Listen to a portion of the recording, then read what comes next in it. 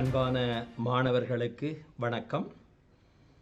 மற்றும் ஒரு குருகுலம் கல்வி நிகழ்ச்சியினூடாக உங்கள் அனைவரையும் சந்திப்பதில் மிகவும் மகிழ்ச்சி. இன்றைய தினம் வணிகக் கல்வி பாடத்தினுடைய 4வது தேர்ச்சி வணிக அமைப்புகள் பிசினஸ் ஆர்கனைசேஷன் சம்பந்தமாக 4வது தேர்ச்சி மட்டம் கம்பெனிகள், வரையறுக்கப்பட்ட கம்பெனிகள் சம்பந்தமான விடயத்தில் இருந்து நாங்கள் ஆரம்பிக்க இருக்கிறோம். கடந்த விரிவுரைகளில் தனி வியாபாரம், பங்குடைமை வணிகம் சம்பந்தமான விடயங்களை நாங்கள் பார்த்திருக்கிறோம். இன்றைய தினம் நாங்கள் இந்த விரிவுரையில் கம்பெனிகள், வரையறுக்கப்பட்ட கம்பெனிகள் என்ற தலையங்கத்தில் இருந்து நாங்கள் பார்க்கலாம். இந்த கம்பெனி அமைப்புகள் சம்பந்தமாக நீங்கள் இந்த வணிகக் கல்வி பாடத்தில் பார்க்க இருக்கின்ற விடயங்கள் பிள்ளைகள், உங்களுக்கு கணக்கீட்டு பாடம் அக்கவுண்டிங் சம்பந்தமான இடத்திலும் அதிகம் தேவைப்படக்கூடிய விடயம் என்பதை கருத்தில் கொள்ளுங்கள்.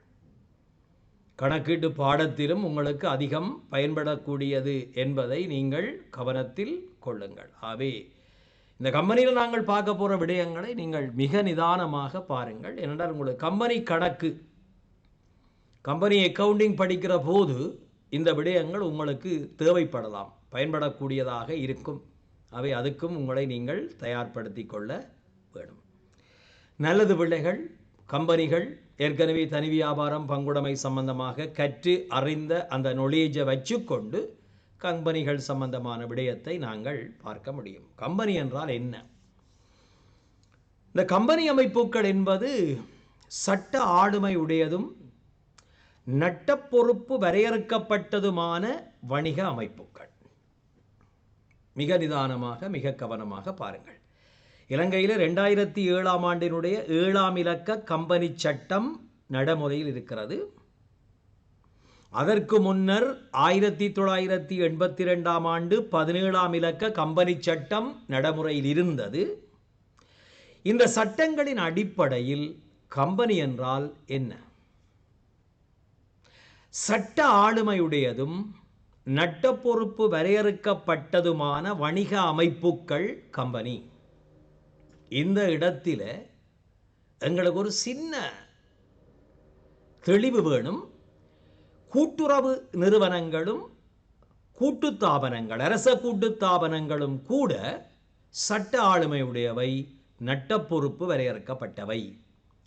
எனவே இந்த சட்ட ஆளுமையுடைய நட்ட பொறுப்பு வரையறுக்கப்பட்ட வணிக அமைப்புகள் கம்பெனிகள் என்று வரையறுக்கப்படுவது ஒரு நிறைவான வரவிலக்கணமாக, கம்பெனிக்கு மட்டுமே பொருந்தக்கூடிய வரவிலக்கணமாக எடுத்துக்கொள்ள முடியாது. நுணுக்கங்களை புரிந்து கொள்ளுங்கள். என்றாலும் கூட கம்பெனிக்கான ஒரு வரவிலக்கணம் உங்களை எக்ஸாமில் கேட்டால், கம்பெனி என்றால் என்ன? சட்ட ஆளுமையுடைய நட்ட பொறுப்பு வரையறுக்கப்பட்ட வணிக அமைப்புகள் கம்பெனிகள் என்று நீங்கள் கொடுத்தா அதில் தவறில்லை. எனவே கம்பெனிக்கு ஒரு தெளிவான, ஒரு சரியான விளக்கத்தை நாங்கள் சொல்ல வேண்டும். கம்பெனி என்றால் என்ன? கம்பெனி என்பது பலர் இலாப நோக்கத்துடன் தன்னிச்சையான முறையில் ஒன்றாக இணைந்து பங்கு மூலதனத்தினை திரட்டி ஒரு சட்ட ரீதியான தொழில் முயற்சியினை ஆரம்பித்து அந்த முயற்சியினை கம்பெனி தொடர்பான ஒரு சட்டத்தின் கீழ் கூட்டிணைத்துக் கொள்ளுகின்ற போது அந்த அமைப்புத்தான் கம்பெனி. அப்போ நீங்கள் இந்த ஸ்க்ரீனை பார்த்து கொண்டிருக்கிற பிள்ளைகள் சிலவளை யோசிக்கலாம், சார் ஒரு சொல்ல மிஸ் பண்ணிட்டார், தனி ஒருவர். பலரெண்டு தான் சார் ஸ்டார்ட் பண்ணவர். 2007ஆம் ஆண்டு 7ஆம் இலக்க கம்பெனி சட்டத்தின் படி ஒரு தனியார் கம்பெனி ஆக குறைந்தது ஒரு பங்குதாரரையும் ஆக கூடுதலாக 50 பங்குதாரரையும் கொண்டிருக்கலாம். ஒரு பொது கம்பெனி ஆக குறைந்தது ஒரு பங்குதாரரையும் ஆக கூடுதலாக வரையறுக்கப்படாத எண்ணிக்கையான பங்குதாரரையும் கொண்டிருக்கலாம். எனவே இந்த இடத்துல தனியொருவர் என்ற டேர்ம்ஸை நான் யூஸ் பண்றேன். ஒற்றை பங்குதாரர் கம்பெனி என்ற ஒரு வகை இருக்கிறது. அங்கே ஆக குறைந்ததும் ஆக உயர்ந்ததும் ஒருவர் மட்டுமே பங்குதாரர் ஷேர்ஹோல்டராக இருக்க முடியும் என்று சட்டம் சொல்கிறது. பட் நடைமுறையில் அவ்வாறான கம்பெனிகள் உருவாக்கப்படுவது தவிர்க்கப்பட்டு வருகிறது. எனவே கம்பெனி என்றால் என்ன? தனி ஒரு நபர், தனி ஒரு பங்குதாரர் அல்லது பல பங்குதாரர் ஷேர்ஹோல்டர்ஸ். கம்பெனியில பங்குதாரர், பங்குடைமைகளில் பங்காளர் பார்ட்னர்ஸ். எனவே தனி ஒருவர் அல்லது பலர் இலாப நோக்கத்துடன் தன்னிச்சையான முறையில் ஒன்றாக இணைந்து பங்கு மூலதனத்தினை திரட்டி, கம்பெனிக்கு மட்டுமே உரிய ஒரு விடயம் பங்கு மூலதனம், ஷேர் கேபிட்டல். தனி வியாபாரம் பங்குடைமையில நாங்கள் பங்கு மூலதனத்தை பற்றி கதைக்க இல்லை, ஷேர்ஸை பற்றி கதைக்க இல்லை, ஷேர் கேபிட்டலை பற்றி நாங்கள் கதைக்க இல்லை. எனவே தன்னிச்சையான முறையில் ஒன்றாக இணைந்து பங்கு மூலதனத்தை திரட்டி ஒரு சட்ட ரீதியான தொழில் முயற்சி ஆரம்பித்து, அது எல்லா வணிகங்களுக்கும் பொருந்தும், அந்த முயற்சியினை கம்பெனி சம்பந்தமான ஒரு சட்டத்தின் கீழ் கூட்டிணைத்துக் கொள்ளுகின்ற பொழுது அந்த அமைப்பு கம்பெனியாக கருதப்படும், வரையறுக்கப்படும். எனவே இது கொஞ்சம் ஆழ அகலமாக தெளிவாக கம்பெனிகளை மட்டுமே ஃபோக்கஸ் பண்ணி சொல்லக்கூடிய ஒரு வரவிலக்கணமாக இருக்கும். எனவே கம்பெனி என்றால் என்ன? ஏழியாக நாங்கள் சொன்னாங்கள், சட்ட ஆளுமையுடையதும் நட்ட பொறுப்பு வரையறுக்கப்பட்டதுமான வணிக நிறுவனங்கள் கம்பெனிகள். இன்னும் ஃபோக்கஸ் பண்ணி கம்பெனியை மட்டுமே நாங்கள் ஃபோக்கஸ் பண்ணால், தனியொருவர் அல்லது பல பங்குதாரர்கள் இலாப நோக்கத்துடன் தன்னிச்சையான முறையில் ஒன்றாக இணைகிறார்கள், பங்கு மூலதனத்தை திரட்டிக் கொள்கிறார்கள், ஒரு சட்ட ரீதியான முயற்சியினை ஆரம்பித்து அந்த முயற்சியினை கம்பெனி சம்பந்தமான ஒரு சட்டத்தின் கீழ் பதிவு செய்கிறார்கள், கூட்டிணைத்துக் கொள்கிறார்கள், இன்கோர்பரேட் பண்றார்கள். அதுக்கு நாங்கள் கம்பெனி என்று சொல்லுவோம். இலங்கையில கம்பெனிகளை இன்று ஆளக்கூடிய கட்டுப்படுத்தக்கூடிய சட்டம் 2007ஆம் ஆண்டு 7ஆம் இலக்க கம்பெனி சட்டம். அதற்கு பொறுப்பாக கம்பெனிகள் பதிவாளர் திணைக்களம் என்ற அமைப்பு காணப்படும். கம்பெனிகள் பதிவாளர் திணைக்களம் என்ற அமைப்பில் பதிவு செய்யக்கூடியதாக இருக்கும்.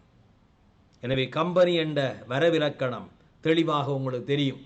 தனி வியாபாரம், பங்குடைமை, கம்பெனி ஒவ்வொன்றுக்குமான வரவிலக்கணங்கள் சொல்லிக் கொண்டு வாரம். கம்பெனிகளின் பொதுவான பண்புகள், கம்பெனிகளின் பொதுவான பண்புகள் தலையங்கத்தை உற்று நோக்குங்கள்.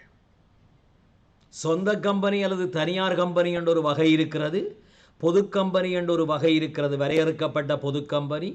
அதேவேளை கரைகடந்த கம்பெனி இருக்கிறது, உத்தரவாதத்தால் வரையறுக்கப்பட்ட கம்பெனி இருக்கிறது. இவையெல்லாம் நாங்கள் அடுத்து வரப்போகிற விடயத்தில் பார்ப்போம். இதைவிட வெவ்வேறுபட்ட விசேட கம்பெனிகள் நிறையவே இருக்கிறது. விலை கூறப்பட்ட கம்பெனி, பல்தேசிய கம்பெனி, ஒற்றை பங்குதாரர் கம்பெனி, இந்த மாதிரி நிறைய வகை இருக்கும். இந்த கம்பெனிகளுக்கென்று தனிய பண்பு இருக்கும். ஆனால் அவசியமான விடயம், அனைத்து கம்பெனிகளுக்கும், இலங்கையில் பதிவு செய்யப்படுகின்ற அனைத்து கம்பெனிகளுக்கும் பொருந்தக்கூடிய பண்புகள் பொதுவான பண்புகளாக இங்கே அவதானிக்கப்படுது. அதில் முதலாவது பொதுவான பண்பு சட்ட ஆளுமை உடையது, லீகல் பர்சனாலிட்டி. இதை பற்றி நான் ஏற்கனவே கடந்த விரிவுரைகளில் கதைச்சிருக்கிறேன். கம்பெனி அமைப்புகள் சட்ட ஆளுமை உடையவை, சட்டப்படி தனி மனிதனாக கருதப்படக்கூடியவை, லீகல் பர்சனாலிட்டி உண்டு. எனவே கம்பெனி அந்த நிறுவனத்தினுடைய பெயரை பயன்படுத்தி ஒப்பந்தங்களை ஏற்படுத்தலாம், வரி செலுத்தலாம், வழக்கு தாக்கல் செய்யலாம், முகவர்களை நியமிக்கலாம். அனைத்து சட்டபூர்வ நடவடிக்கைகளிலும் நிறுவன பெயர் பயன்படுத்தப்படலாம். சட்ட ஆளுமை உடையது. நட்ட பொறுப்பு வரையறுக்கப்பட்டது, லிமிட்டெட் லயபிலிட்டி.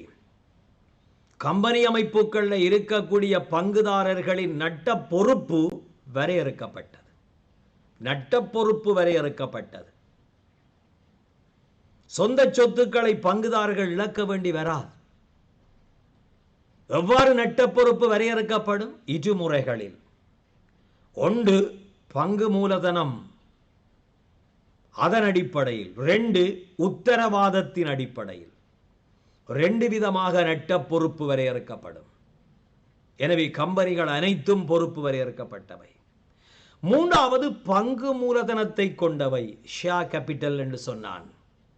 தனி வியாபாரம் பங்குடைமைகளில் ஏன் அரசாங்க திணைக்களங்களில் அது காணப்படாது? பங்கு மூலதனம். கூட்டுறவில் பங்கு கண்டு ஒன்று இருக்கு. ஆனால் கூட்டுறவில் இருக்கிற பங்குக்கு வேறு ஒரு பரிமாணம் இருக்கு, அதுக்கு வேறு சில பண்புகள் இருக்கு. எனவே கம்பெனி அமைப்புகளில் தான் பங்கு மூலதனம் காணப்படும். இயக்குனர் சபையினால் முகாமை செய்யப்படும்.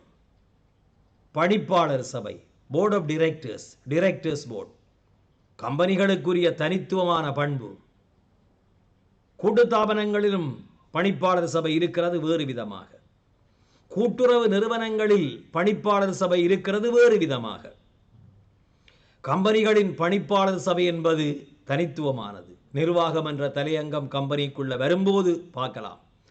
நீடித்த ஆயுள் காலம் கொண்டது, நெடுவாழ்வு தன்மை கொண்டது, தொடர்ச்சித்தன்மை கொண்டது. நான் முன்னரே சொன்னான், தனி வியாபாரங்களில் தனி வியாபாரியினுடைய, பங்குடைமைகளில் பங்காளருடைய மரணம், நிதிமுறிவு, சித்த சுவாதீனம் நிறுவனத்தை நேரடியாக பாதிக்கும். நிறுவனம் கலைக்கப்படுகின்ற ஒரு சூழல், ஒரு நிலைமை உருவாக்கப்படும். காரணம் சட்ட ஆளுமையற்றது. நிறுவனமும் அதன் உடைமையாளரும் ஒன்றாகவே கருதப்படும். ஆனால் கம்பெனிகள் அவ்வாறு அல்ல. கம்பெனிகள் சட்ட ஆளுமை கொண்டவை. எனவே கம்பெனிகளில் தொடர்ச்சித்தன்மை காணப்படும். ஒரு பங்குதாரருடைய மரணம் கம்பெனியை பாதிக்காது. ஃபார் எக்ஸாம்பிள், டொபாக்கோ கம்பெனியில் எக்ஸண்ட் ஒருவர் ஷேர்ஸை வாங்கி இருக்கிறார், பங்குகளை வாங்கி முதலீடு செய்திருக்கிறார். அவர் உரிமையாளர், சாதாரண பங்குதாரர். அவருடைய மரணத்தினால் டொபாக்கோ கம்பெனி கலைக்கப்பட மாட்டாது. ஏனென்றால் அங்கே டொபாக்கோ கம்பெனி வேறு, எக்ஸண்ட பங்குதாரர் வேறு. சட்ட ஆளுமை கொண்ட நிறுவனமாக கருதப்படும். அடுத்தது நீங்கள் பார்த்தீங்கள் என்றால், கம்பெனிகளின் பொதுவான பண்புகள் 2007 ஆண்டு 7 இலக்க கம்பெனி சட்டத்திற்கு அமைவாக தொழிற்படும். பழைய சட்டங்கள் எங்களுக்கு தேவையில்லை. ஒரு 3-4 சட்டங்கள் பின்னோக்கி போகலாம். மகாராணியார் சபையினுடைய குயின் கவுன்சிலின் பட்டயத்தில் தொடங்கி இன்று வரை பல சட்டங்கள் கம்பெனி மீது தாக்கம் செலுத்தி இருக்கிறது. ஆனால் எங்களுக்கு அவ்வளவு ஒரு வரலாற்று ஆய்வு தேவையில்லை. ஆனால் இப்போ இருக்கிற சட்டம் 2007 ஆண்டு 7 இலக்க கம்பெனி சட்டம். அடுத்தது பேரளவு மூலதனத்தை கொண்டது.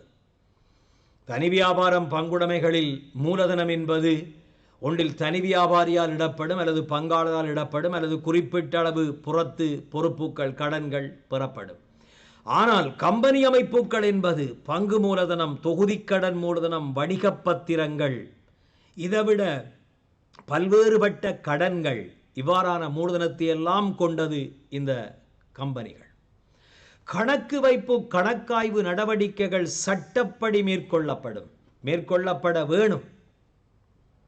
கம்பெனிகளின் கணக்காய்வு பற்றி படிக்கிற போது உள்ளக கணக்காய்வு, சட்டமுறை கணக்காய்வு பற்றி நான் பின்னர் வரக்கூடிய விரிவுரைகளில் தருவேன். எனவே கணக்கு வைப்பு, கணக்காய்வு சட்டப்படி இடம்பெறும். அதிகளவு பங்குதாரர்களை கொண்டது. ஒரு தனியார் கம்பெனியாக இருந்தால் 50 வரையான பங்காளர்கள் இருக்கலாம். ஒரு பொது கம்பெனியாக இருந்தால் எண்ணிக்கையில் அடங்காத முடிவிலி எண்ணிக்கையான பங்குதாரர்கள் இருக்கலாம். அடுத்தது பங்குகளை கைமாற்ற முடிதல். இது சொந்த கம்பெனிகளுக்கு பொருந்தாது. சொந்த கம்பெனிகளின் பங்கு கைமாற்றம் கட்டுப்படுத்தப்பட்டுள்ளது. பொது கம்பெனிகளுக்கு பொருந்தும். சுதந்திரமாக, சுயாதீனமாக ஒரு பொது கம்பெனி பங்குகளை கைமாற்றம் செய்ய முடியும்.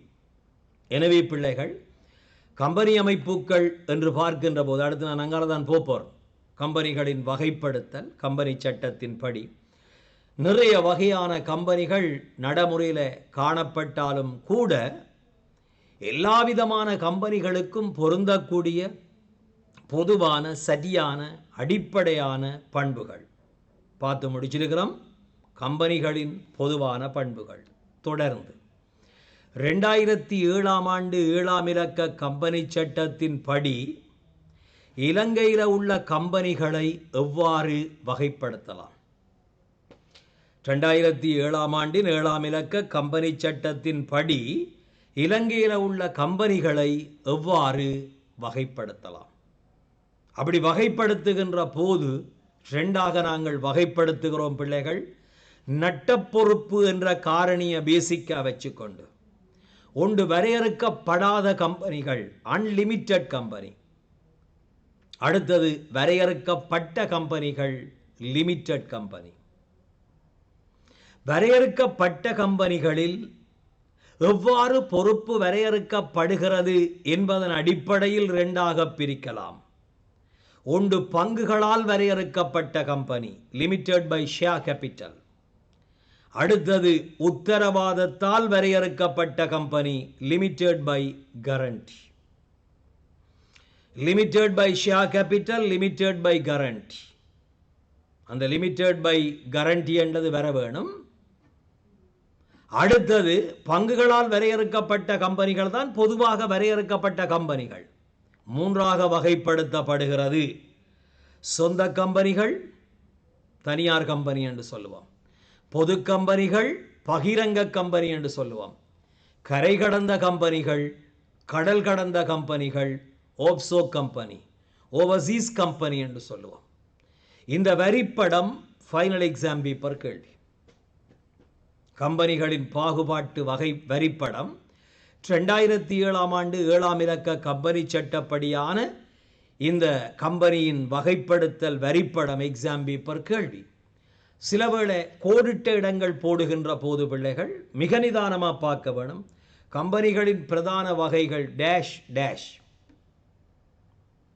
என காணப்படும் என்றால் அங்கே வரையறுக்கப்படாத கம்பெனி, வரையறுக்கப்பட்ட கம்பெனி தான் வேறு. இன்னும் ஒரு கேள்வி, வரையறுக்கப்பட்ட கம்பெனிகளின் பிரதான வகைகள் டேஷ் கம டேஷ் என காணப்படும் என்றால் அங்கே பங்குகளால் வரையறுக்கப்பட்ட கம்பெனி, உத்தரவாதத்தால் வரையறுக்கப்பட்ட கம்பெனி என்றுதான் வேறு. பங்குகளால் வரையறுக்கப்பட்ட கம்பெனிகள் அல்லது கம்பெனிகள் வரையறுக்கப்பட்ட முறையின் அடிப்படையில் அல்லது பங்குகளால் வரையறுக்கப்பட்ட முறையின் அடிப்படையில் டேஷ் டேஷ் டேஷ் 3 கோடுகள். அங்கே தனியார் கம்பெனி, பொது கம்பெனி, கடல் கடந்த கம்பெனி என்று வரும். முழுமையாக விடயங்களை நாங்கள் விரிவாக படிக்கிற போது பிள்ளைகள் அதில் இருந்து முக்கியமான விடயங்களை ஃபோக்கஸ் பண்ணிக்கொள்ளுங்கள். முக்கியமான விடயங்களை ஃபோக்கஸ் பண்ணிக்கொள்ளுங்கள், அது மிக முக்கியம். ரைட். எனவே இந்த வரிப்படம் கவனம் எடுத்துக்கொள்ளுங்க பிள்ளைகள். கம்பெனிகளின் வகைப்படுத்தல், பாகுபாடு, இலங்கையில கம்பெனி சட்டத்தின்படி வரையறுக்கப்படாத கம்பெனிகள், வரையறுக்கப்பட்ட கம்பெனிகள். வரையறுக்கப்பட்ட கம்பெனிகள் பங்குகளால் வரையறுக்கப்பட்டவை, உத்தரவாதத்தால் வரையறுக்கப்பட்டவை. பங்குகளால் வரையறுக்கப்பட்ட கம்பெனிகள் சொந்த கம்பெனி, பொது கம்பெனி, கடல் கடந்த கம்பெனிகளாக வரும். தரையங்கம் வரையறுக்கப்படாத கம்பெனிகள், அன்லிமிட்டெட் கம்பெனி. வரையறுக்கப்படாத கம்பெனிகள், அன்லிமிட்டெட் கம்பெனி. ஏற்கனவே நாங்கள் வரையறுக்கப்படாத பங்குடைமைகள் பார்த்து நான் விளங்கப்படுத்தி இருக்கிறேன். ஒரு கம்பெனியில் இருக்கக்கூடிய அங்கத்தவர்களை நாங்கள் பங்குதாரர்கள், ஷேர் ஹோல்டர்ஸ் என்று சொல்லுவோம். அந்த பங்குதாரர்களினுடைய நட்ட பொறுப்பு, லயபிலிட்டி, எந்த ஒரு அடிப்படையிலும் வரையறுக்கப்படாமல் காணப்படுமாயின், செயல்படுமாயின் அவை வரையறுக்கப்படாத கம்பெனி. பிள்ளைகள், ஒரு கம்பெனியில் இருக்கக்கூடிய பங்குதாரர்களினுடைய நட்ட பொறுப்பு எந்த ஒரு அடிப்படையிலும் வரையறுக்கப்படாத நிலையில் காணப்படும் என்றால் அது வரையறுக்கப்படாத கம்பெனி, அன்லிமிட்டெட் கம்பெனி. இலங்கையில் உருவாக்கப்படும் அனைத்து கம்பெனிகளும் பொதுவாக வரையறுக்கப்பட்ட கம்பெனிகள். நிதானமாக, வரையறுக்கப்பட்ட கம்பெனிகள். மறைமுகமான கருத்து என்ன? இலங்கையில் வரையறுக்கப்படாத கம்பெனிகள் உருவாக்கப்பட மாட்டாது. ஓகே. அப்ப கம்பெனி அமைப்புகளை ரெண்டாக பிரிக்கிறோம். பொறுப்பு சார்ந்த அடிப்படையில் வரையறுக்கப்படாத கம்பெனிகள், வரையறுக்கப்பட்ட கம்பெனிகள். பார்த்தது வரையறுக்கப்படாத கம்பெனி, பார்க்க போறது வரையறுக்கப்பட்ட கம்பெனி, லிமிட்டெட் கம்பெனி. இந்த வரையறுக்கப்பட்ட கம்பெனி என்றா என்ன? பிள்ளைகள், ஒரு கம்பெனியில் இருக்கக்கூடிய பங்குதாரர்களின் ஷேர் ஹோல்டர்ஸ் நட்ட பொறுப்பானது ஏதாவது ஒரு அடிப்படையில் வரையறுக்கப்பட்டதாக காணப்படுமாயின் அது வரையறுக்கப்பட்ட கம்பெனி. இலங்கையில் உள்ள அனைத்து கம்பெனிகளும் வரையறுக்கப்பட்ட கம்பெனிகள்.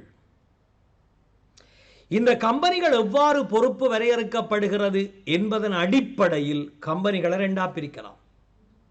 வரிப்படத்தில் பார்த்து நாங்கள் பங்குகளால் வரையறுக்கப்பட்ட கம்பெனிகள் லிமிடெட் பை ஷேர் கேபிட்டல், உத்தரவாதத்தினால் வரையறுக்கப்பட்ட கம்பெனிகள், பிணையினால் வரையறுக்கப்பட்ட கம்பெனிகள் லிமிடெட் பை கேரண்டி.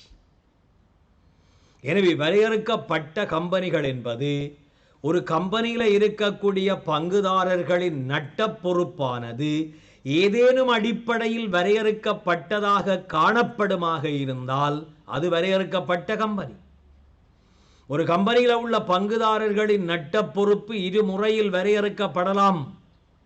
ஒன்று பங்குகளால் வரையறுக்கப்படுதல், 2 உத்தரவாதத்தால் வரையறுக்கப்படுதல். பங்குகளால் வரையறுக்கப்பட்ட கம்பெனி என்பது பற்றி பின்னர் கதைக்கலாம். உத்தரவாதத்தினால் பிணையினால் வரையறுக்கப்பட்ட கம்பெனி லிமிடெட் பை கேரண்டி என்றால் என்ன? இந்த விடயத்தை ஆரம்பிக்க முன்னாலே உத்தரவாதத்தால் வரையறுக்கப்பட்ட கம்பெனி என்பது இலங்கையில் மிக அரிதானவை. எப்படியான கம்பெனிகளில் பொறுப்பு உத்தரவாதத்தால் வரையறுக்கப்படும்? சேவை நோக்குடைய கம்பெனிகள் மட்டும், லாப நோக்கற்ற கம்பெனிகள். கல்வி, கலை, கலாச்சாரம், விளையாட்டு, சமூக பொருளாதார அபிவிருத்தி, கல்வி, கலை, கலாச்சாரம், விளையாட்டுத்துறை, சமூக பொருளாதார அபிவிருத்தி, இந்த நோக்கங்களுக்காக உருவாக்கப்படுகின்ற கம்பெனிகள் மட்டும்தான், இந்த சேவை நோக்குடைய லாப நோக்கற்ற கம்பெனிகள் மட்டும்தான் உத்தரவாதத்தால் வரையறுக்கப்படலாம். இனி நீங்க வீதியில பயணம் செய்கிற போது அவதானீங்க, இந்த கம்பெனிக்கு பேர் உத்தரவாதத்தால் வரையறுக்கப்படுது கேரண்டி லிமிடெட் கம்பெனி. அந்த கேரண்டி என்ற சொல்ல சுருக்கி GTE. நீங்க பாருங்க, வீதியில போய்க்கு ஒரு கம்பெனியின் பேரோட GTE என்ற சொல் இருக்கா? கம்பெனியின் பெயர் வந்து பிராக்கெட்டுக்கு GTE வெளியில லிமிடெட் என்றால் அது உத்தரவாதத்தால் வரையறுக்கப்பட்ட கம்பெனி. ஃபார் எக்ஸாம்பிள், இலங்கையினுடைய பங்கு சந்தை பொருளாதார அபிவிருத்திக்காக உருவாக்கப்பட்ட நிறுவனம் இலங்கையினுடைய பங்கு சந்தை Colombo stock exchange, Colombo securities exchange பிராக்கெட்டுக்கு GTE limited. Sri Lanka bankers association GTE limited.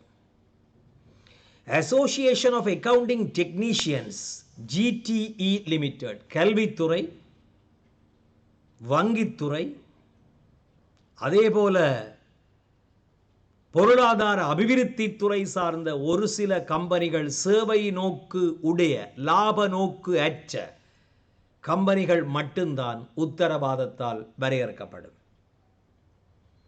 இந்த கம்பெனிக்குரிய வரவிலக்கணம் என்ன? அப்ப எப்படியான கம்பெனி?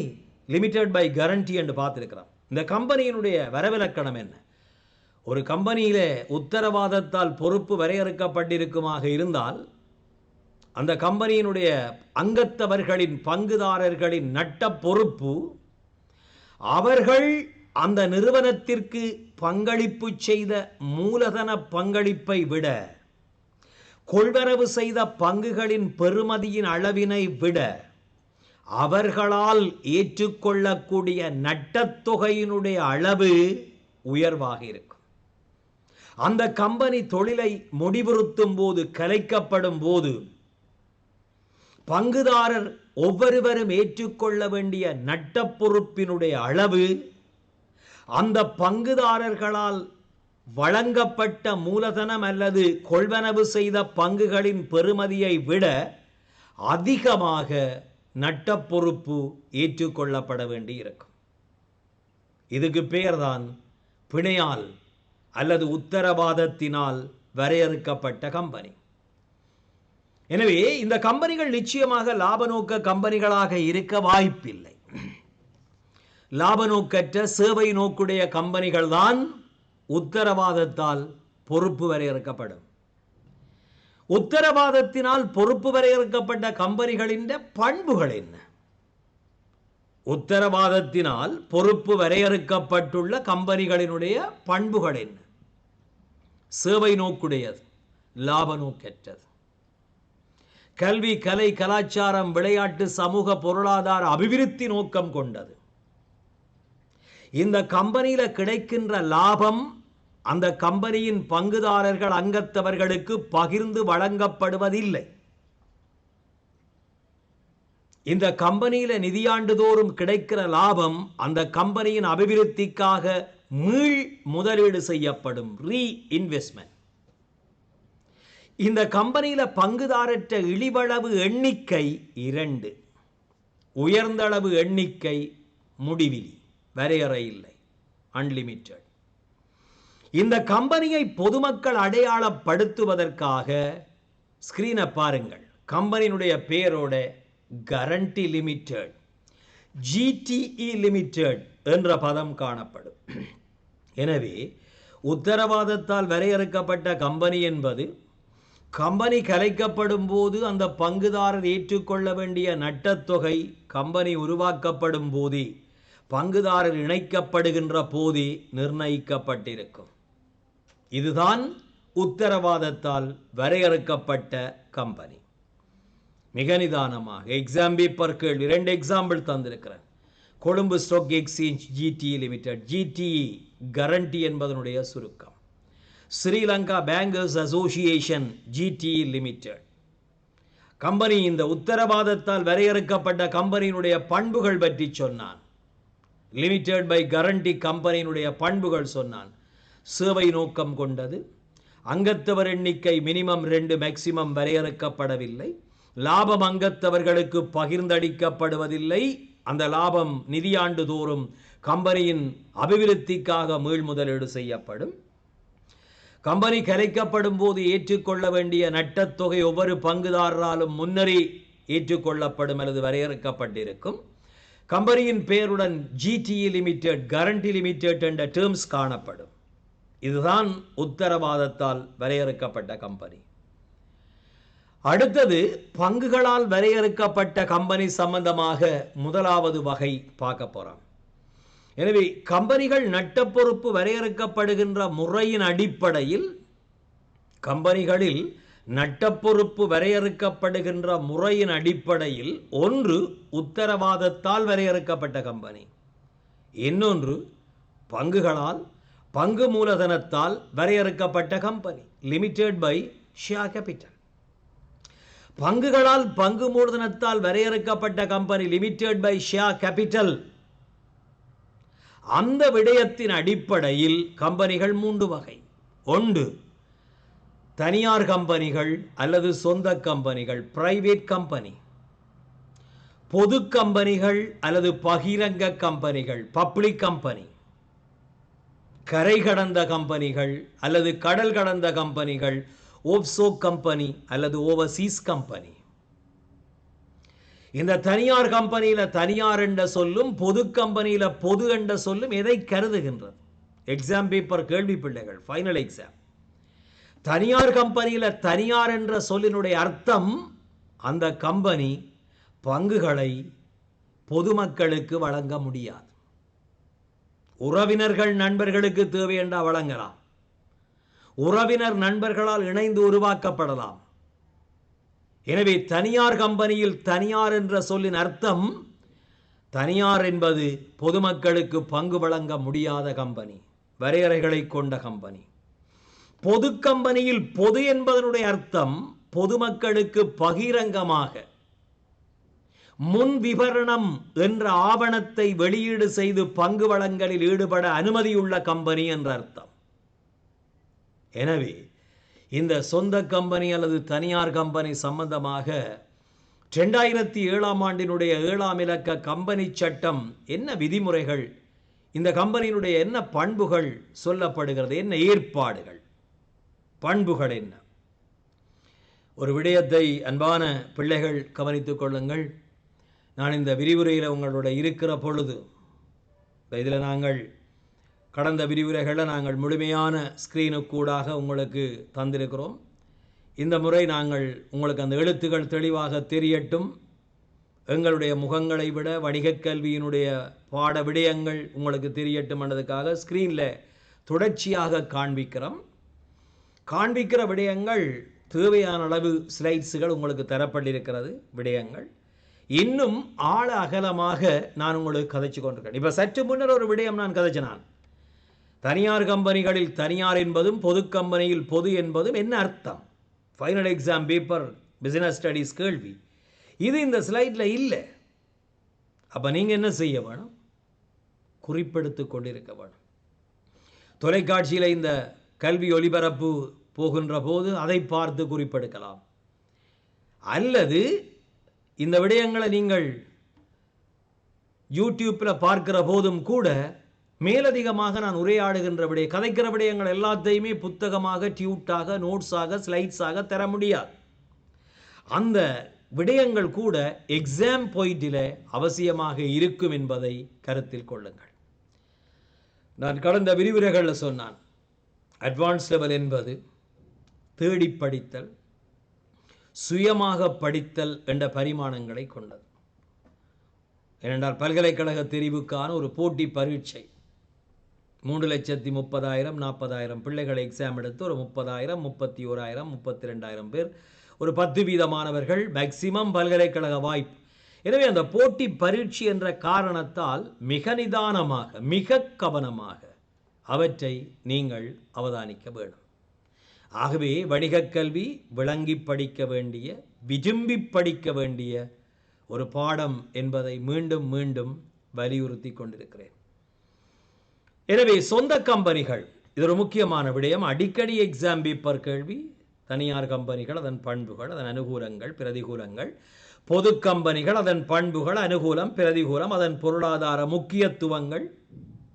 கரைகடந்த கம்பெனிகள், இவையெல்லாம் ஒரு சில விடயங்கள் வணிகக் கல்வியை பொறுத்தமட்டில் ஒரு மீத்திறன் கொண்ட ஒரு பிள்ளை ஒரு 5 வருஷ ஃபைனல் எக்ஸாம் பேப்பர் கேள்வியை செக் பண்ணுற போது ஒரு பிள்ளைக்கு ஓரளவுக்கு விளங்கும் இந்த அடுத்த வரப்போகிற எக்ஸாம் பேப்பர்களில் என்ன விடயங்கள் வர இருக்கிறது அல்லது வர முடியும்.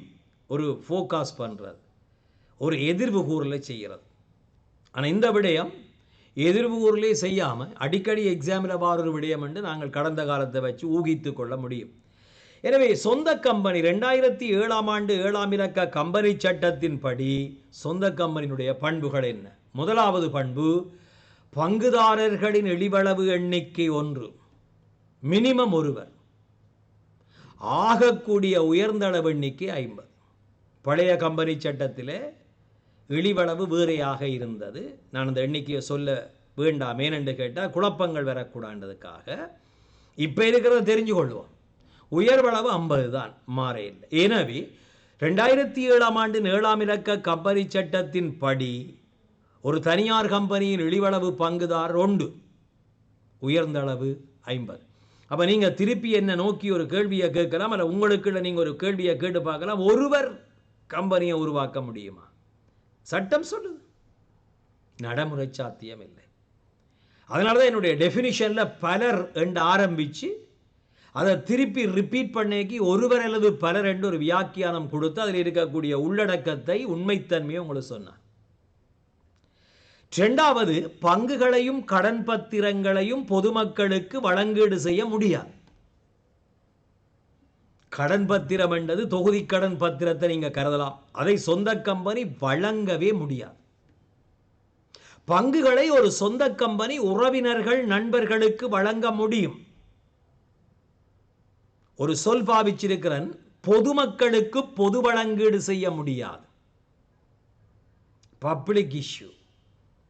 பொதுமக்களுக்கு பொது வழங்கீடு செய்யப்படும் என்றால் ஒரு கம்பெனி முன் விவரணத்தை வெளியீடு செய்யப்படும், அது சொந்த கம்பெனிக்கு அனுமதி இல்லை. அல்லது முன்விவரண பதில் கூற்றினை வெளியீடு செய்ய வேண்டும், அது சொந்த கம்பெனிக்கு அனுமதி இல்லை. எனவே தனியார் கம்பெனிகள் பங்குகளை பகிரங்கமாக பொதுமக்களுக்கு பொது வழங்கீடு செய்ய முடியாது. எனவே பங்குகளை வழங்கவே முடியாது என்ற முடிவுக்கு வராதே. சொந்த கம்பெனியின் மூலதன கட்டமைப்பு, கேபிட்டல் ஸ்ட்ரக்சர்ல பங்கு மூலதனம் இருக்கும். அது எப்படி வந்தது? முன்விவரணத்தை வெளியீடு செய்யாமல் முன்விவரண பதில் கூற்றை பதிவாளருக்கு சமர்ப்பிக்காமல் உறவினர் நண்பர்களுக்கு மட்டும் அனுமதியுடன் வழங்கப்பட்ட பங்கு. நிதானமாக ஒரு டேர்ம்ஸில் மிக நிதானமாக. இப்போ ஒரு டேர்ம்ஸ் சொந்த கம்பெனிகள் பங்குகளை வழங்க முடியாது. சரியா பிழையா? பிழை. சொந்த கம்பெனிகள் பங்குகளை உறவினர் நண்பர்களுக்கு வழங்கலாம். சொந்த கம்பெனிகள் பங்குகளை முன்விவரணத்தினை வெளியீடு செய்வதன் மூலம் பொதுமக்களுக்கு பொது வழங்கீடு செய்ய முடியாது. நிதானமாக. மூன்றாவது, சொந்த கம்பெனியினுடைய பங்குகளை சுயாதீனமாக கைமாற்றம் செய்ய முடியாது. கம்பெனியுடைய அனுமதியோட கைமாற்றம் செய்ய முடியும். சொந்த கம்பெனியினுடைய பங்குகள் சுயாதீனமான முறையில் கைமாற்றம் செய்ய முடியும். நெக்ஸ்ட், சொந்த கம்பெனியினுடைய பணிப்பாளர் சபையில் ஆக குறைந்தது ஒரு இயக்குனர் காணப்பட வேண்டும். சொந்த கம்பெனியினுடைய பணிப்பாளர் சபையில் ஆக குறைந்தது ஒரு இயக்குனர் காணப்பட முடியும். ஆகக்கூடிய எண்ணிக்கை 50. அப்ப சொல்ல தேவையில்லை. ஏனென்றால் ஒரு கம்பெனியின் பணிப்பாளர் சபையில் சாதாரண பங்குதாரர் அங்கத்தவர்களாக வருவார்கள். எனவே சொந்த கம்பெனியில் இழிவளவு பணிப்பாளர் எண்ணிக்கை 1, ஆகக்கூடிய எண்ணிக்கை 50. அடுத்தது, இக்கம்பெனியின் பெயருடன் சொந்த அல்லது தனியார் பிரைவேட் அதன் சுருக்க பதங்கள் வரலாம் என்ற பதம் இணைந்திருக்கும். For example, Lanka clear private limited இலங்கையில் காசோலை தீர்ப்பனவு நடவடிக்கைகளுக்கு பொறுப்பான அரச தனியார் company. Lanka electricity private limited, Arun private limited private சொந்த. உத்தரவாதத்தால் வரையறுத்த கம்பெனியை பொதுமக்கள் அடையாளப்படுத்த கரண்டி ஜிடி. ஒரு பொது கம்பெனி, ஒரு பொதுமக்கள் சொந்த கம்பெனியை அடையாளப்படுத்த பிரைவேட். அதே போல ஒரு பொது கம்பெனியை மக்கள் அடையாளப்படுத்த வெறுமனே லிமிடெட் என்று இருக்கும்.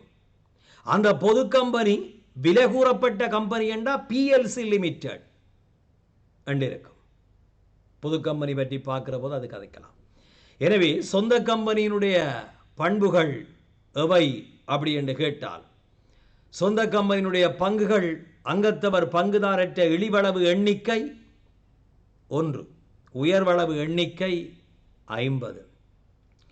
சொந்த கம்பெனிகள் பகிரங்கமாக பங்குகளை வழங்கி பொது வழங்கீடு செய்து மூலதனத்தை பெற்றுக்கொள்ள முடியாது.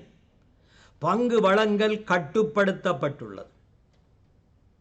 சொந்த கம்பெனியினுடைய பங்குகளை சுதந்திரமாக அதன் பங்குதாரர் சுயாதீனமாக கைமாற்றம் செய்ய முடியாது. சொந்த கம்பெனியினுடைய பணிப்பாளர் சபை இயக்குனர் சபையில் ஆக குறைந்தது ஒரு இயக்குனர் காணப்பட முடியும். உயர்வளவு எண்ணிக்கை 50 இருக்கலாம்.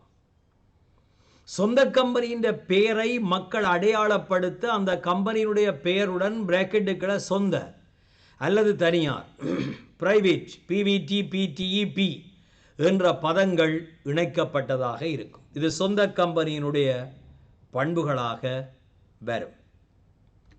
சொந்த கம்பெனியின் அனுகூலங்கள் என்ன? நான் ஏற்கனவே உங்களுக்கு கதைச்ச விடயம் பிள்ளைகள் மீண்டும் ஒரு கால் ஞாபகமூட்ட விரும்புகிறேன். தனி வியாபாரம் பங்குடைமையினுடைய பண்புகள் பற்றி பார்க்கிற போதும் சரி, கம்பெனிகளினுடைய பண்புகள் பற்றி பார்க்கிற போதும் சரி, ஒரு ஒர்க் ஷீட்டில் தனி வியாபாரத்தின் அனுகூலம், பங்குடைமையின் அனுகூலம், சொந்த கம்பெனியின் அனுகூலம், பொது கம்பெனியின் அனுகூலம் அப்படியே ஒன்றா கம்பேர் பண்ணுங்க ஒரு ஒர்க் ஷீட்டில்.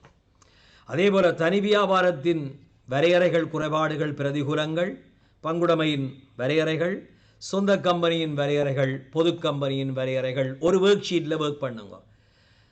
ஏனென்ற ஒரு கேஸ் ஸ்டடி கேள்வி வருகின்ற போது அது உங்களுக்கு இலகுவாக அடையாளப்படுத்தக்கூடியதாக இருக்கும். எனவே சொந்த கம்பெனியினுடைய அனுகூலங்கள் சம்பந்தமாக நாங்கள் பார்த்தோமென்றால், முதலாவது சட்ட ரீதியான கட்டுப்பாடுகள் மிகவும் குறைவு. இதில் உங்களுக்கு ஒரு தெளிவான விளக்கம் வேணும். ஒரு பொது கம்பெனியுடன் ஒப்பிடுகின்ற பொழுது சொந்த கம்பெனிகளில் சட்ட ரீதியான கட்டுப்பாடுகள் மிகவும் குறைவு. ஆனால் ஒரு தனி வியாபாரம் பங்குடைமையுடன் ஒப்பிடுகின்ற பொழுது சொந்த கம்பெனியிலும் சட்ட ரீதியான கட்டுப்பாடுகள் அதிகம். புரிகிறதா? எனவே சொந்த கம்பெனியினுடைய அனுகூலங்கள் என்று வருகின்ற பொழுது சட்ட ரீதியான கட்டுப்பாடுகள் மிகவும் குறைவு என்பது பொது கம்பெனியினுடைய சட்ட கட்டுப்பாடுகளுடன் ஒப்பீடு செய்கின்ற போது. இரண்டாவது, உருவாக்குதல், கலைத்தல், நிர்வாகம் செய்தல், கணக்கு வைப்பு செய்தல், கணக்காய்வு நடவடிக்கை மிக இலகுவாக மேற்கொள்ள முடியும். குறைந்த அளவு பங்குதாரர்களுடன் ஆரம்பிக்கலாம். குறைந்த அளவு பங்குதாரர்களுடன் ஆரம்பிக்கலாம். குறைந்த அளவு மூலதனத்துடன் ஆரம்பிக்கலாம். இது பொது கம்பெனியோடு ஒப்பிடுகின்ற போது உடைமையாளருக்கும் முகாமையாளருக்கும் இடையில் நெருங்கிய தொடர்பு காணப்படும். இந்த சொந்த கம்பெனிகள், தனியார் கம்பெனியை பொறுத்தமல்ல பிள்ளைகள், பெரும்பாலும் உறவினர்கள், நண்பர்கள் சேர்ந்து உருவாக்குவதால் உடைமையாளர் முகாமையாளர் எல்லாம் அறிமுகமானவர்கள். இப்போ நாங்கள் ஒரு பொது கம்பெனியில் ஷேர்ஸை வாங்கி வச்சிருக்கிறோம். ஃபார் எக்ஸாம்பிள் ஜான் கீல்ஸில் எங்களுக்கு யார் முகாமையாளர் என்று அந்த புக்குகளை, கேட்டலாக்குகளை, ஆண்டறிக்கைகளை பார்த்தா தான் தெரியும். ஆனால் ஒரு சொந்த கம்பெனின்றது அப்படி இல்லை. பெரும்பாலும் ஒரு குடும்ப கம்பெனி. பெற்றார், பிள்ளைகள், சகோதரர்கள், நண்பர்கள் அந்த மாதிரி தான் வரும். அப்போ உடைமையாளர் ஷேர் ஹோல்டர்ஸுக்கும் சாதாரண பங்குதாரர் தான் இருப்பார்கள். முகாமையாளர்களுக்கும் இடையில் நெருங்கிய ஒரு க்ளோஸ் ரிலேஷன்ஷிப். அதே போல தனியார் கம்பெனியின் உடைமையாளர்களுக்கும் அதன் வாடிக்கையாளர் கஸ்டமர்ஸுக்கும் இடையில ஒரு வெல் ரிலேஷன்ஷிப், நல்ல உறவு இருக்கும். குறைந்த உறுப்பினர்களுடைய ஆரம்பிக்கலாம் ஒருவர், சட்டத்தின்படி, ஆனால் மினிமம் அதுக்கு மேலே தான் வரும். உறவினர், நண்பர்கள் இணைந்து உருவாக்குவதால் ரகசியங்கள் பாதுகாக்கலாம். கடன் தீர்க்கும் ஆற்றல் பரிசோதனை அவசியமில்லை. சோல்வென்சி டெஸ்ட், இப்போ அதை பற்றி நான் வியாக்கியானம் செய்யல. எக்ஸாம் பேப்பர் கேள்வி, பின்னுக்கு வரக்கூடிய விரிவுரைகளில் உங்களோட நான் கதைப்பேன். இது தனியார் கம்பெனியின் பண்புகள். இதோட சேர்க்கலாம் நீங்கள் சட்ட ஆளுமை உடையது, நட்ட பொறுப்பு வரையறுக்கப்பட்டது, தொடர்ச்சி தன்மை கொண்டது.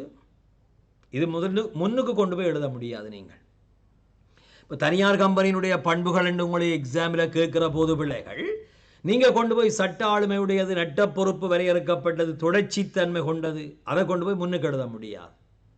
அது கம்பெனிகளுக்குரிய பொது பண்பு. அப்போ அது நீங்கள் கம்பெனியின் பண்புன்னு கேட்டு எழுதலாம்.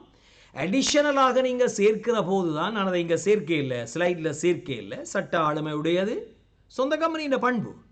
சொந்த கம்பெனிக்கு மட்டுமுரிய பண்பு அல்ல. நட்ட பொறுப்பு வரையறுக்கப்பட்டது, தொடர்ச்சி தன்மையானது. அப்போ இந்த விடயங்களும் சேர்க்கக்கூடியதாக இருக்கும். கேள்வியை பாருங்கள், கேள்வியின் அமைப்பு எப்படி இருக்குன்னு பாருங்கள். அதுக்கேற்ற மாதிரி உங்கள் விடைகளை கொடுக்க முயற்சியுங்கள். படித்தது எல்லாத்தையும் கொடுக்கறதல்ல வணிக கல்வி. நிறைய பேருக்கு என்ன பிரச்சனை என்றால், அன்பான பிள்ளைகள், நல்ல வடிவாக பாடமாக்குவார்கள். சில வழி ஒரு டீச்சர்ஸ் கைடில் கேட்டால் கூட 118ஆம் பக்கத்தில் இந்த தலைப்பு இருக்குது, இந்த பாயிண்ட் இருக்குது, 132ஆம் பக்கத்தில் இது இருக்குது, 163ஆம் பக்கத்தில் இருக்குலாம் சொல்லுவார்கள். ஆனால் எக்ஸாமிலே அவர்களுக்கு டேர்ம் எக்ஸாமோ அல்லது சில பல ஃபைனல் எக்ஸாமோ ஒரு 55 மார்க்ஸுக்கு மேலே, ஒரு சிக்கு மேலே போகிறதே அவர்களுக்கு கஷ்டமாக இருக்கும்.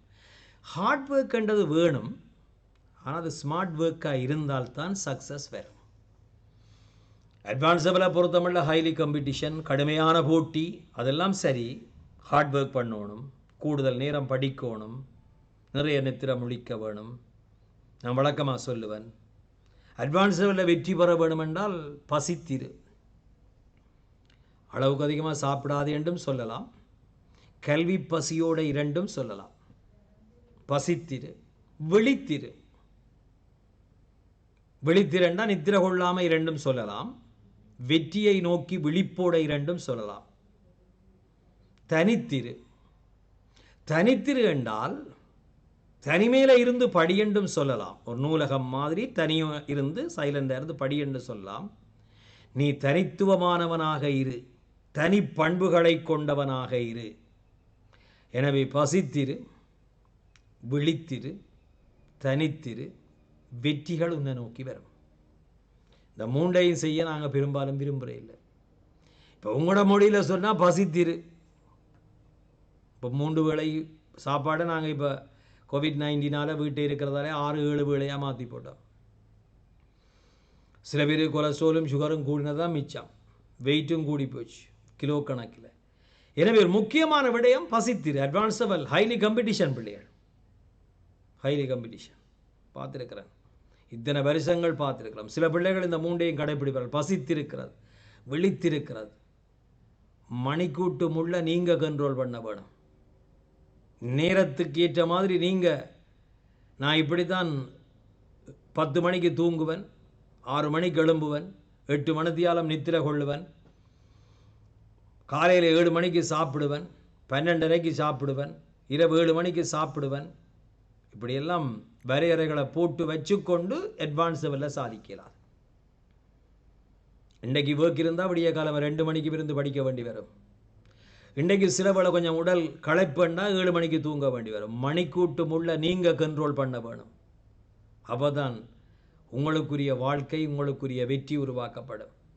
சில பிள்ளைகளை நான் பார்த்துருக்கிறேன். பிள்ளைகள், இது ஒரு மோட்டிவேஷனுக்கான உரையாடல் உங்களோட. சில பிள்ளைகளை பார்த்துருக்கிறேன், மிக வறிய குடும்பத்தில் பிறந்து, அப்பா அம்மாவுக்கு சில வேளை எழுத வாசிக்க கூட தெரியாது, வறிய குடும்பத்தில் பிறந்து பிள்ளைகள் இலங்கையில் புகழ் பூத்த கல்வியலாளர்களாக, அறிஞர்களாக, அதேவேளை பட்டம் பதவிகள் உயர்ந்து தனவந்தர்களாக, வீட்டை ஒரு காலத்தில் புஷ் பைக் கூட இருக்காது, ஓடுற சைக்கிள் கூட இருக்காது. இப்போ மகன் பென்ஸ் காரில் போய் கொண்டிருப்பார். காரணம், அவர் ஒரு சார்ட்டர்ட் அக்கௌண்டாயோ, ஒரு சிஇஓ ஆயோ, ஒரு எம்டி ஆயோ இருப்பார். காரணம் கல்வி.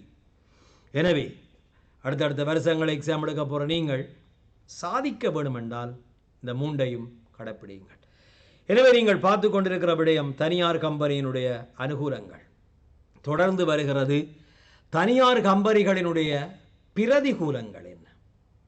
இந்த பிரதிகூலங்கள் என்பது நான் ஏற்கனவே சொன்னது போல வரையறைகள், லிமிட்டேஷன், குறைபாடு.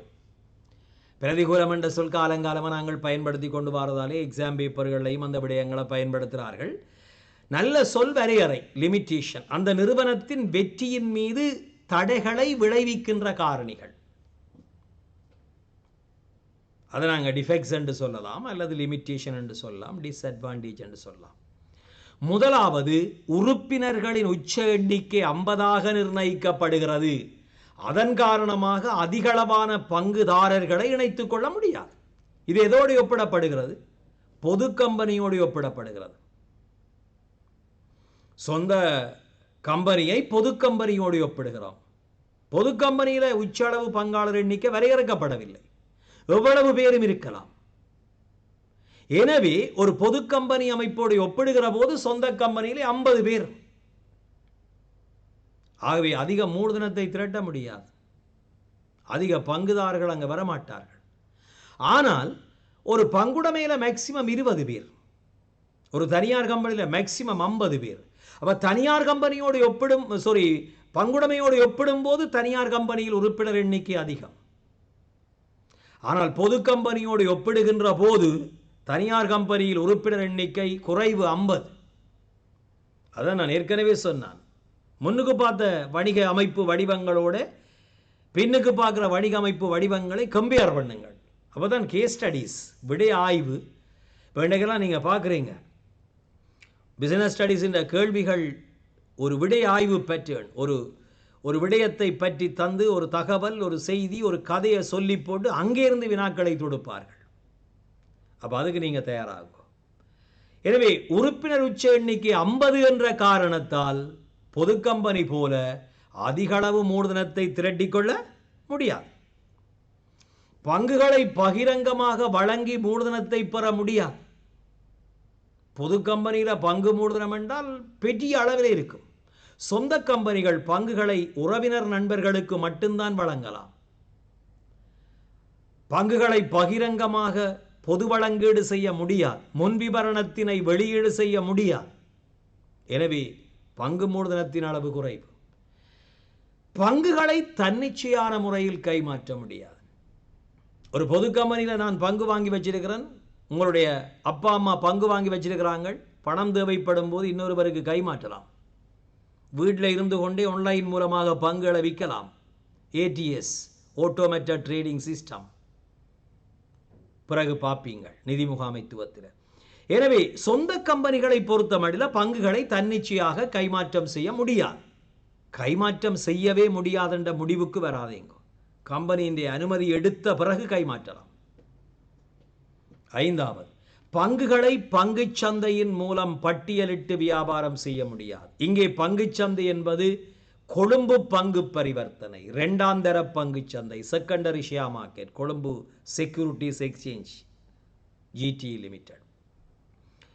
1ஆம் தர பங்குச் சந்தை ஒன்று இருக்கு, அதுதான் கம்பெனி நேரடியாக பொதுமக்களுக்கு பங்கு வழங்குவது. நான் இங்கே போட்டிருக்கிறது பங்குகளை பங்குச் சந்தையின் மூலம் பட்டியலிட்டு வியாபாரம் செய்ய முடியாது என்பது கொழும்பு பங்கு பரிமாற்றகத்தின் மூலம் பங்குகளை விற்பனை செய்ய முடியாது.